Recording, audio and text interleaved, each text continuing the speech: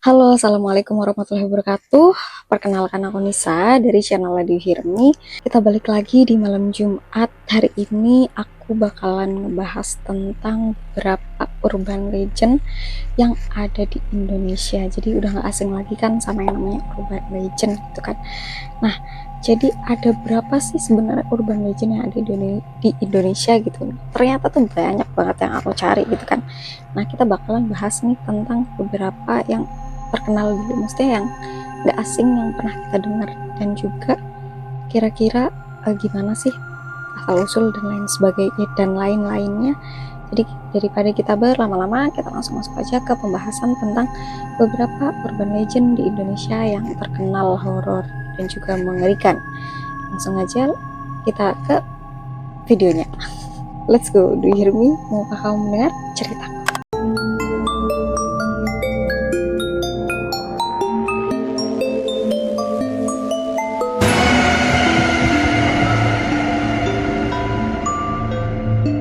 Kita ke urban legend yang pertama yang ada di Indonesia, yang pasti sangat-sangat terkenal banget dan nggak asing banget sama nama yang satu ini, itu adalah hantu Jeruk Purut yang ada di Jakarta. Jadi asal usul dari hantu jeruk purut yang ada di Jakarta itu tuh gimana sih? Jadi asal usulnya itu adalah hantu jeruk purut itu adalah salah satu urban legend yang paling terkenal di daerah Jakarta. Nah, terutama bagi mereka yang sering mengunjungi tempat pemakaman umum atau TPU Jeruk Purut. Jadi Jeruk Purut itu tuh kayak nama tempat gitu ya. Nah, nama tempat itu ada di TPU Jeruk Purut. Tapi legenda ini itu juga bercerita tentang sosok hantu pastor tanpa kepala yang membawa kepalanya sendiri dan berjalan bersama seekor anjing hitam. Jadi kayak konon hantu ini itu berasal dari zaman kolonial Belanda yang udah lama banget, dan juga ada beberapa versi cerita dari tentang asal usulnya nih. Jadi salah satu versinya itu juga bilang kalau salah satu versinya itu bilang bahwa pastor ini adalah seorang pemuka agama yang dibunuh secara sadis. Nah, lalu kepalanya itu tuh dipenggal, arwahnya gentayangan karena dia itu masih mencari gereja yang seharusnya itu menjadi tempatnya, tapi dia nggak pernah nemuin itu. Nah, versi lainnya itu juga bilang kalau hantu ini itu adalah seorang pendeta yang dibunuh oleh penjajah karena dianggap mengganggu hubungan mereka. Tapi sampai saat ini itu tuh nggak ada catatan atau sejarah yang benar-benar membuktikan tentang kisah ini. Nah, ada nih katanya penampakan dan juga kejadian mistis tentang si hantu jeruk purut itu. Jadi banyak warga sekitar dan juga peziarah di TPU Jeruk Purut itu tadi yang mengaku melihat sosok hantu ini di malam hari, terutama pada malam Jumat Kliwon. Nah, ciri khasnya itu adalah tubuh tanpa kepala yang berjalan membawa kepalanya di tangan, dan kadang-kadang ia juga terlihat ditemani oleh seekor anjing hitam. Nah, beberapa kisah dari saksi mata itu juga ada yang melaporkan kejadiannya. Yang pertama itu adalah suara langkah tanpa wujud atau orang-orang yang melintasi TPU Jeruk Purut malam-malam. Sering banget malam-malam dengar kayak suara langkah kaki yang berat, tapi mereka tuh gak ngeliat siapa wujudnya gitu kan. Terus yang kedua itu adalah kemunculan si hantu jeruk purut itu di malam Jumat. Jadi banyak banget warga di sekitar TPU itu yang percaya kalau si hantu ini itu juga sering banget kelihatan di malam Jumat. Nah, seseorang itu kayak harus datang ke TPU Jeruk Purut di malam Jumat Kliwon dengan membawa sejumlah orang yang ganjil. Jadi mitos kalau misalnya misalnya kita pergi itu jangan ganjil, karena nanti kayak ada yang genepin gitu kan. Nah, itu juga salah satunya di mitos ini tuh juga kayak gitu. Nah, yang ketiga itu adalah sesosok atau seekor anjing hitam yang misterius. Beberapa orang itu juga mengaku pernah melihat anjing hitam di pemukiman dan tiba-tiba dia itu menghilang gitu aja, kayak seolah-olah bukan makhluk biasa. Jadi kalau misalnya anjing itu kan ada wujudnya kan. Kalau si anjing hitam misterius ini tuh kayak misterius gitu loh wujudnya, jadi kayak tiba-tiba hilang aja gitu. Pasti asing kan sama film horor yang zaman dulu banget yang si hantu jeruk purut. Kalau nggak salah itu di tahun 2006 sampai ada rebornnya itu tuh di tahun 2017 kalau nggak salah, hantu jeruk purut. Aku sih belum pernah nonton ya, tapi apakah kamu udah pernah nonton film dari hantu jeruk purut yang lama ataupun reborn? Tahu kamu percaya tentang mitos hantu jeruk purut? Dan kalau misalnya kamu ada di sekitar TPU hantu jeruk purut, kamu bisa langsung komen aja di bawah. Kita lanjut ke cerita yang kedua, let's go. Oke, sekarang masih di area Jakarta, yaitu ada hantu si manis jembatan Ancol. Si manis jembatan Ancol itu adalah urban legend yang berasal dari daerah Jakarta, khususnya di sekitar kawasan Ancol. Namanya juga si manis jembatan Ancol kan, pasti ya di daerah-daerahnya di Ancol gitu loh. Nah, legenda ini mengisahkan tentang arwah seorang wanita muda yang menjadi korban dan kini bergentayangan di sekitar jembatan Ancol. Nah, menurut cerita yang berkembang, wanita ini itu namanya Maryam. Nah, si Maryam ini itu adalah seorang gadis yang sangat cantik. Itu cakep banget lah, dari keluarga sederhana di zaman kolonial Belanda. Nah, si Maryam itu karena dia tuh cakep banget gitu kan, karena dia tuh cantik banget, dia itu diincar sama beberapa pria kaya atau pria kaya raya di zaman itu ya, di waktu itu, dan pengen banget ngejadiin si Maryam itu sebagai istrinya, tapi secara paksa. Jadi kayak nggak diminta baik-baik, tapi kayak dipaksa gitu kan, kayak ya kita kan nggak mau ya, maksudnya kalau misalnya memang kamu mau apa kayak mau menikahi ya menikahlah dengan baik-baik, jangan dipaksa gitu. Nah, si Maryam itu tuh dipaksa buat dia itu kayak nikah gitu loh, tapi Maryamnya tuh nggak setuju. Jadi kayak karena dia nggak setuju, dia nggak mau nikah, akhirnya dia melarikan diri. Nah, waktu dia melarikan diri itu, dia itu ketangkap sama sekelompok pria suruhan dari si pria kaya tersebut. Nah, akhirnya waktu dia ketangkep tuh dia disiksa, disetubuhi, dan juga kemudian akhirnya dia dibunuh dengan sangat kejam. Kemudian karena akhirnya dia udah dibunuh, nah jasadnya si Maryam tadi itu dibuang di sekitar kawasan yang kini itu jadi si jembatan Ancol itu. Nah, sejak saat itu si arwahnya Maryam itu dipercaya gentayangan di lokasi tersebut atau di jembatan Ancol itu. Dia juga menampakkan diri sebagai seorang wanita berbaju putih dengan wajah yang cantik dan juga misterius.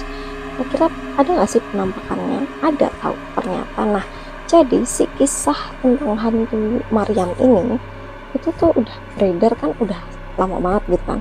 Nah, dan banyak juga saksi yang mengaku nih pernah lihat penampakannya dari si manis jembatan Ancol ini. Ada beberapa kejadian mistis yang sering dilaporkan. Yang pertama itu adalah sosok wanita cantik yang di tengah malam. Jadi kayak udah tengah malam gitu kan, ada cewek cakep kan, wajib dicurigai, kayak siapa nih gitu kan. Nah, banyak juga pengendara motor dan juga pengendara mobil yang melewati jembatan Ancol di malam hari itu sering banget melihat ada kayak sosok cewek yang cakep, tapi dia itu kayak di pinggir jalan, dan dia tuh juga sering minta tumpangan tapi tiba-tiba hilang, gone. Kayak misalnya di mobil gitu mau numpang, tapi waktu pas udah ini ternyata ya udah gone. Itu juga terus kayak cermin yang retak tiba-tiba. Jadi ada beberapa orang yang ngelewatin si manis jembatan Ancol itu, mereka itu ngaku kalau misalnya di kaca spionnya, di kaca spion kendaraan mereka itu kayak tiba-tiba retak atau apa ya, kayak retak atau buram gitu. Nah, seolah-olah itu ada yang menyentuhnya, kayak misalnya disentuh gini ya tiba-tiba retak gitu kan, mencurigai gitu loh guys. Nah, terus yang terakhir itu adalah suara tawa dan isak tangis yang terdengar di area jembatan Ancol. Jadi ada nih cerita kalau misalnya malam hari tertentu ya, apalagi di tengah malam gitu kan, itu itu tuh sering banget kedengeran suara tawa dan juga suara tangisan perempuan di sekitar jembatan Ancol itu tanpa ada sosok yang terlihat. Nah, tapi ada juga nih kesaksian nyatanya. Kesaksian nyata, jadi ada salah satu cerita yang paling terkenal datang dari seorang sopir taksi yang mengaku itu dia itu pernah nih menjemput wanita di sekitar, wanita cantik lah di sekitar jembatan Ancol itu gitu kan. Nah, si wanita tersebut, si wanita itu minta diantar ke suatu alamat yang kayak, Pak, permisi Pak, saya boleh diantar ke satu alamat ini enggak gitu. Oh iya Mbak, boleh, mau diantar ke alamat mana Mbak? Alamat ini ya Mbak, ini ya Pak gitu kan. Terus mungkin gitu ya, terus oh iya Mbak, masuk masuk gitu. Nah, sebelum sampai di tujuan, sampai akhirnya mereka kan masuklah si cewek ini ke mobilnya si bapak ini gitu kan. Nah, terus waktu udah jalan, tapi waktu belum sampai di tujuan, tiba-tiba si cewek ini itu tuh kayak ngilang Gon dari kursi belakang taksinya si bapaknya ini kan. Nah, waktu si bapaknya itu noleh, yang tersisa itu tuh cuma aroma bunga melati yang sangat-sangat menyengat banget. Terus di situ bapaknya mungkin merinding dan lain sebagainya gitu kan. Nah, dari situ aku yakin bapaknya trauma sih. Mungkin kalau misalnya malam hari dia nggak mau ngelewatin tempat itu lagi gitu kan. Nah, terus juga ada nelayan dan juga pekerja di kawasan Ancol yang mengaku sering melihat bayangan atau sosok wanita berjalan di atas air atau muncul dari dalam laut. Itu mungkin hantu laut ya, entahlah ya.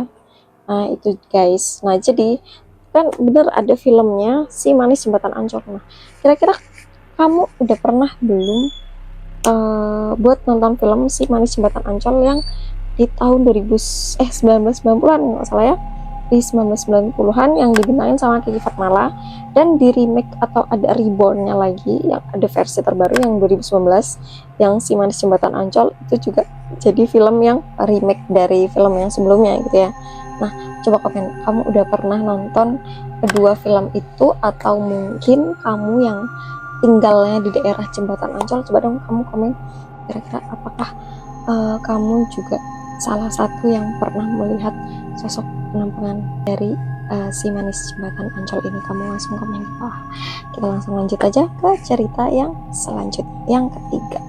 Oke, kita lanjut ke cerita atau urban legend yang ketiga, adalah cerita tentang kuyang yang ada di Kalimantan. Jadi kita langsung lompat ke daerah Kalimantan ya. Jadi pasti pada tahu kan sama yang kuyang, dan ini tuh kayak udah nggak asing lagi gitu kan. Jadi kuyang itu adalah makhluk mistis dalam legenda masyarakat Kalimantan yang digambarkan sebagai seorang wanita yang bisa melepaskan kepalanya dan juga tubuh yang dari tubuh dan juga terbang di malam hari dengan organ dalamnya yang menggantung. Jadi cuma ada kepala, hati, jantung, sama ususnya aja. Terus juga kuyang itu dipercaya sebagai manusia biasa yang mempelajari ilmu hitam untuk mendapatkan kekuatan supranatural, ada juga yang untuk memperpanjang umur dan juga untuk mempertahankan kecantikannya. Nah, menurut kepercayaan lokal, seorang wanita itu bisa menjadi kuyang dengan melakukan ritual khusus yang melibatkan perjanjian dengan kekuatan gaib. Nah,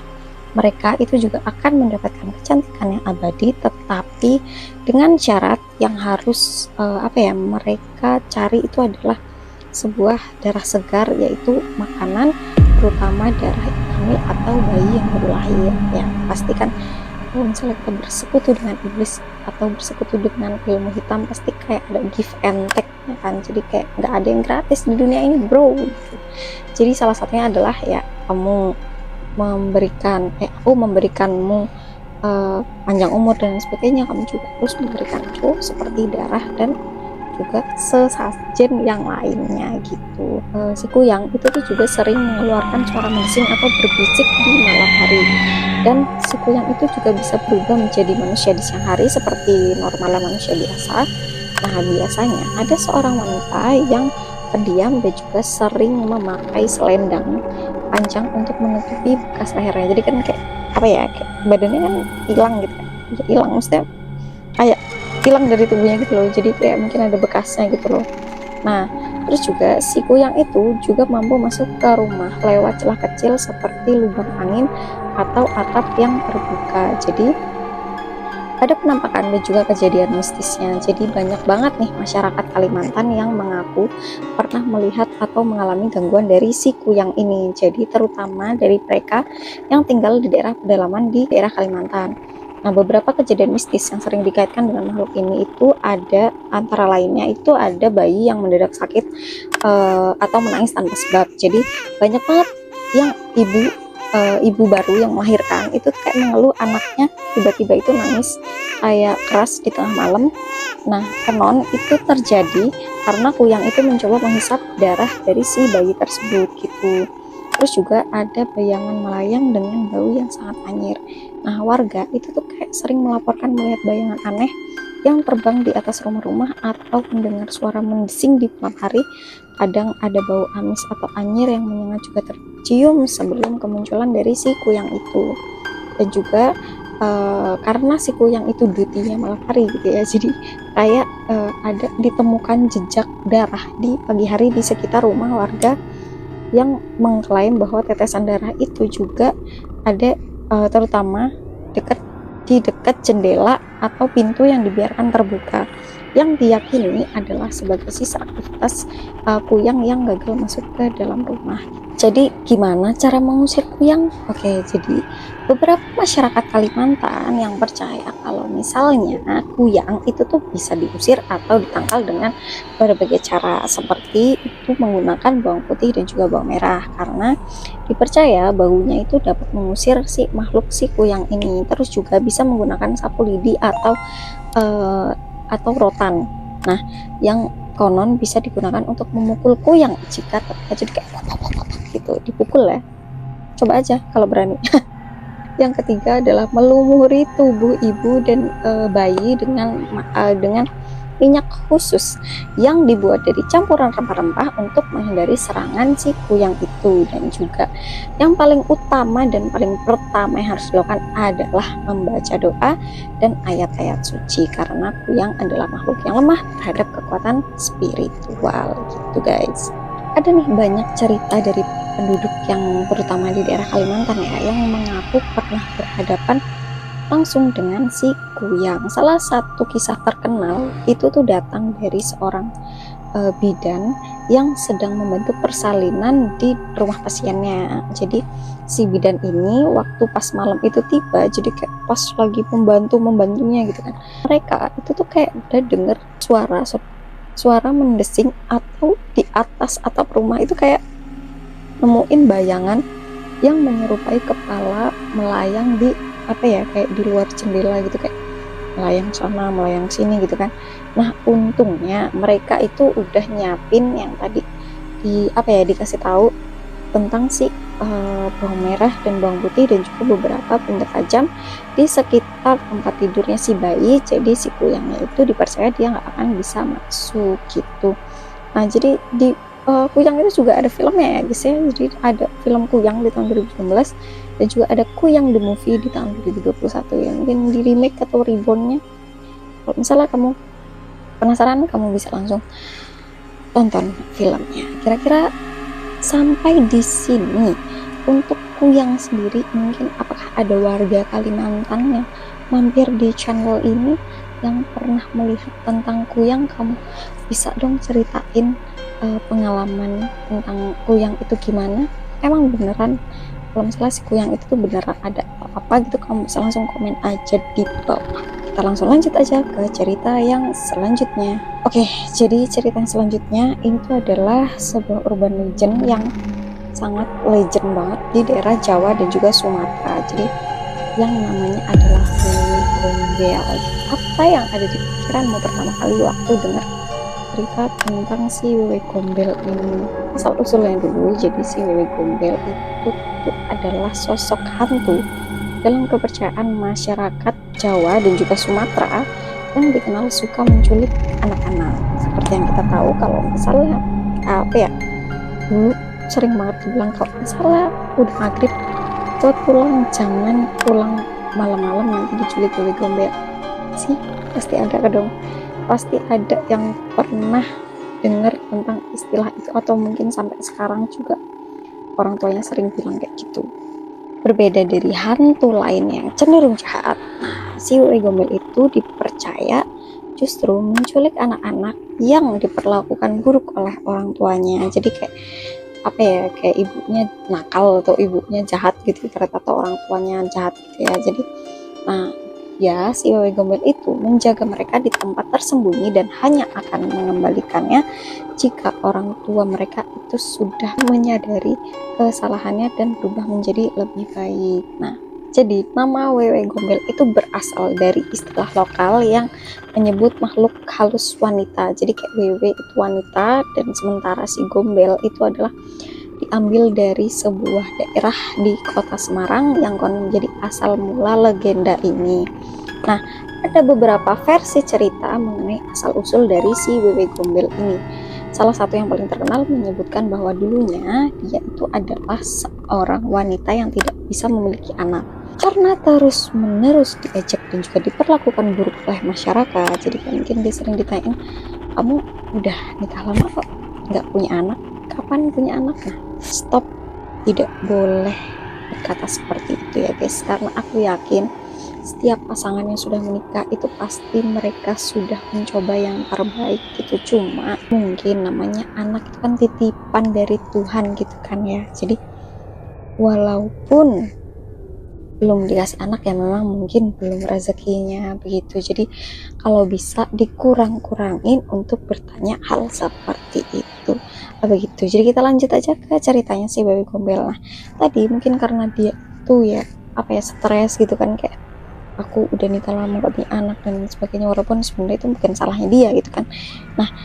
Akhirnya si Wewe Gombel atau si sosok wanita ini itu tuh jadi depresi dan juga akhirnya mengakhiri hidupnya sendiri karena tekanan dari masyarakat dan mungkin juga keluarga dan lain sebagainya gitu kan.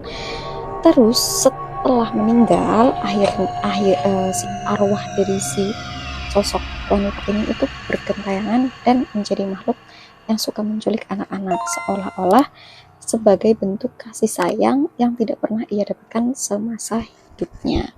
Jadi si Wewe Gombel itu juga sering muncul di waktu saat senja, jadi kayak maghrib, kayak sore menjelang malam gitu loh, atau malam hari, terutama di daerah atau tempat-tempat yang sepi. Penampakan dan juga kejadian mistisnya dari si Wewe Gombel ini itu banyak cerita yang beredar di masyarakat tentang si Wewe Gombel itu, terutama anak-anak yang pernah mengalami kejadian aneh di sore atau malam hari. Jadi beberapa kejadian yang sering dikaitkan dengan Wewe Gombel itu antara lainnya adalah anak yang hilang dan tiba-tiba muncul lagi. Beberapa orang tua itu kayak mengaku bahwa anak mereka itu pernah hilang nih beberapa jam, bahkan sampai beberapa hari gitu kan. Waktu ditemuinnya itu si anaknya itu dalam keadaan yang sehat walafiat, cuma bedanya kayak tiba-tiba dia kayak kebingungan, kayak dia nggak tahu, kayak ngangong-ngangong gitu kan.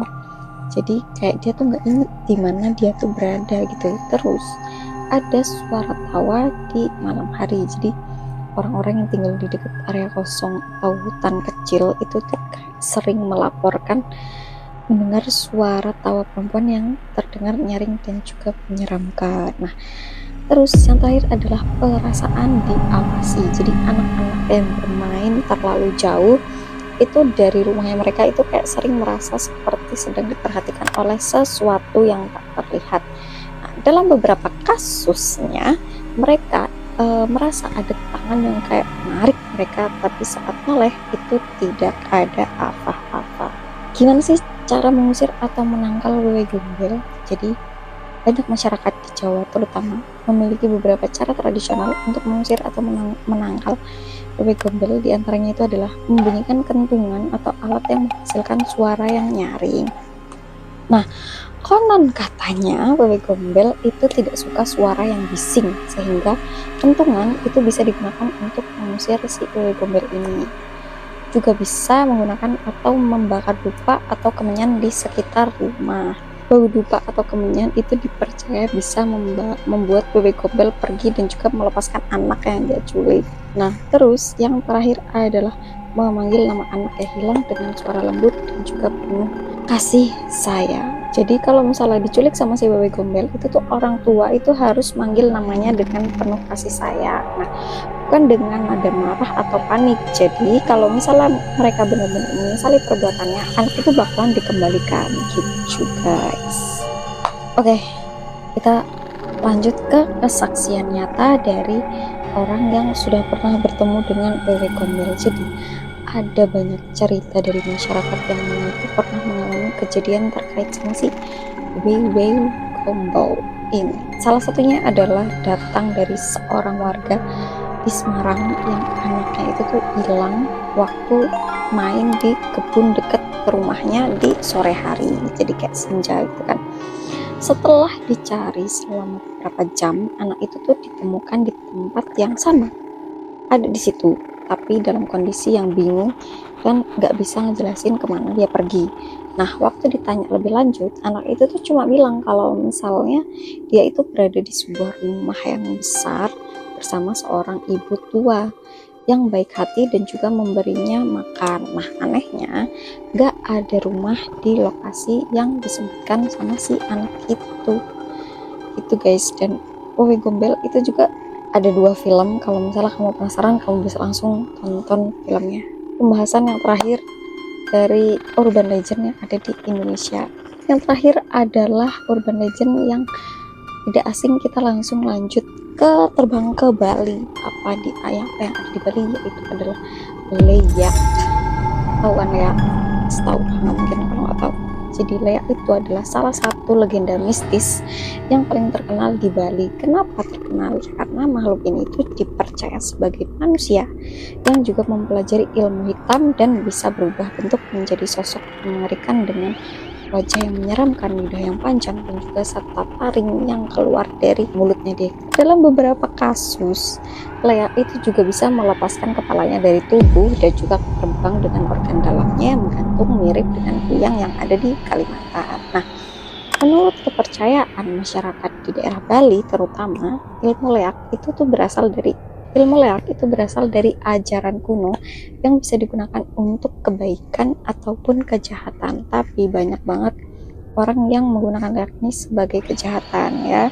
Terus mereka yang mempelajari ilmu ini biasanya memiliki tujuan tertentu seperti memperoleh kekuatan supernatural, membalas dendam, atau juga memperpanjang umur mereka. Namun, jika seseorang itu terlalu lama mempraktikkan ilmu leak, dia juga bisa kehilangan kayak jati dirinya atau kendali atas dirinya dan berubah menjadi makhluk yang sepenuhnya dikendalikan oleh energi yang negatif. Nah, leak ini itu juga sering dikaitkan dengan sosok Rangda atau ratu para leak yang melambangkan kejahatan dalam mitologi Bali. Nah, konon Rangda itu adalah seorang ratu jahat yang memiliki pasukan leak untuk melawan pasukan barong atau simbol kebaikan. Nah, ciri-ciri dari leak itu gimana sih Nisa?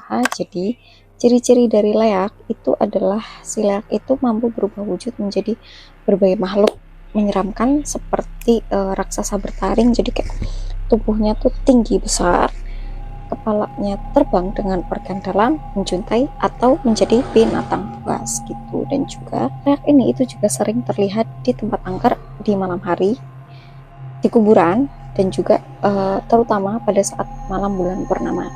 Nah, leak itu bisa menggunakan sihir untuk mencelakai orang, seperti membuat seseorang jatuh sakit atau juga mengalami kejadian yang sial. Dan juga si leak ini itu juga memiliki kekuatan untuk mencuri atau menghisap energi dari manusia, terutama bayi yang masih dalam kandungan. Nah, penampakan atau kejadian mistis tentang leak itu apa sih? Jadi kisah tentang leak yang udah beredar lama banget, bahkan dari ratusan tahun yang lalu gitu kan. Nah, banyak warga itu yang mengaku itu pernah melihat atau merasakan gangguan dari makhluk si leak ini. Dan beberapa kejadian yang sering dikaitkan dengan leak itu antara lain orang yang kesurupan dan juga bertingkah aneh. Jadi beberapa orang yang diduga menjadi korban ilmu leak itu tiba-tiba kayak bertingkah aneh, seperti berbicara dengan bahasa yang tidak dimengerti, tertawa tanpa alasan, atau juga menunjukkan kekuatan di luar batas normal manusia. Terus ada juga penampakan di kuburan atau hutan. Nah, warga desa itu juga sering banget melaporkan sosok menyeramkan dengan mata merah menyala dan juga tubuh menjulang di area pemukiman atau hutan di malam hari gitu. Dan juga ada ibu hamil yang mengalami kejadian yang aneh. Jadi beberapa ibu hamil itu juga mengaku mengalami mimpi buruk yang berulang kali gitu, atau mendengar suara aneh di sekitar rumah mereka. Dan juga hal ini dipercaya sebagai tanda bahwa leak sedang mencoba mengincar bayi mereka. Terus ada bayi yang mendadak sakit atau menangis tanpa sebab. Jadi banyak banget nih yang percaya kalau si leak itu bisa menghisap energi bayi atau membuat bayi jatuh sakit secara misterius. Karena itu orang tua itu juga sering memasang sesajen atau doa-doa untuk melindungi atau memagari anak-anak mereka gitu guys. Nah, gimana sih cara melindungi diri dari si leak ini gitu? Jadi ada karena leak itu dianggap sebagai makhluk yang menggunakan ilmu hitam. Nah, banyak masyarakat di Bali terutama itu memiliki berbagai cara untuk menangkalnya, kayak pakai bawang putih dan juga garam, yang konon katanya leak itu nggak tahan dengan sama bau bawang dan juga bau garam kan. Terus yang kedua itu membaca doa atau mantra khusus. Beberapa orang tua di Bali atau tetua di Bali itu percaya bahwa doa tertentu itu bisa membentuk perlindungan dari serangan si leak. Yang ketiga itu adalah menghindari bepergian sendirian di malam hari, terutama sekitar kuburan gitu ya. Lagian ngapain malam-malam lewat kuburan gitu, kayak ya aja gitu loh maksudnya kan. Terus si leak itu sering berkeliaran di tempat yang angker kan, ya gimana ya, namanya setan, mas kalau nggak di tempat angker gimana.